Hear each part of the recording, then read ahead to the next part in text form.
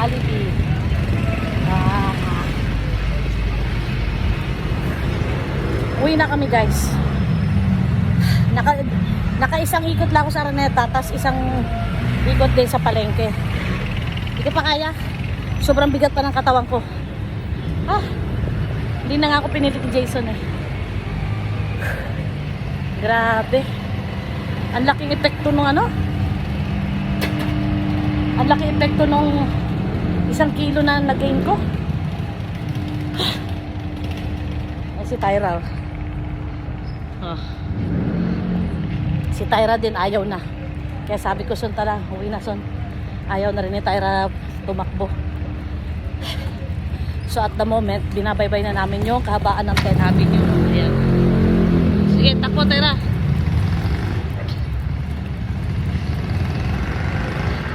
Hingal na hingal din si Tyra.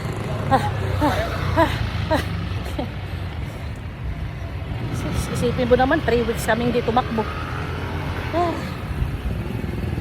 Pero wala pang 1 linggo, lusaw na to 1 kilo na to. Busit na 1 kilo na to.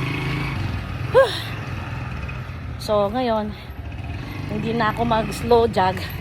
Walkathon na lang, bilisan ko na lang yung lakad ko. Equivalent na rin sa slow jog ito. Yan. Yan o. Yan. Walkathon na lang ako hanggang sa bahay. Para pagpapawisan pa rin. So may tao.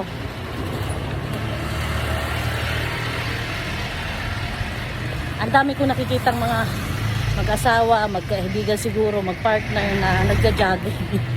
Bumawi ang putik. Binawi nila yung dami ng kinain ng Pasko at New Year. Binawi nila ngayon sa jogging. Kailangan maglusaw talaga ng cholesterol talaga nitong January na to. Tyra, jog. Tyra. Sunod naman siya. Jog, Tyra. Slow jog lang ako. Kasi pag tinudo ko ng ini-sprint ko ng konti, ay, sobrang hingal ko. Tsaka, ramdam ko yung mga taba ko sa likod ko. Umaalog-alog. Dati wala na akong ganon. Ngayon meron umaalog-alog. Ay, after 1 week dito, mawawala na yung mga alog-alog na yan. Ay. Sus, ano ba ito? Nakakasilaw naman ito eh. Oh. Sakit sa mata. Kaya minsan, gusto ko man ituloy-tuloy yung takbo. Pagka nakasalubong ka ng kotse, tapos mag-splash sa mata mo, sakit. Mapapahinto ka talaga. Katulad yan, oh. Oh. Diba?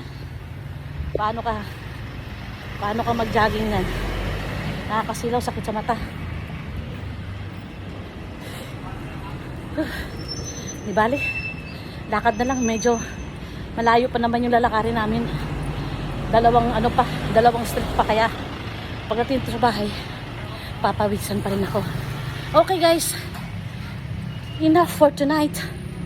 See you tomorrow again. Bye.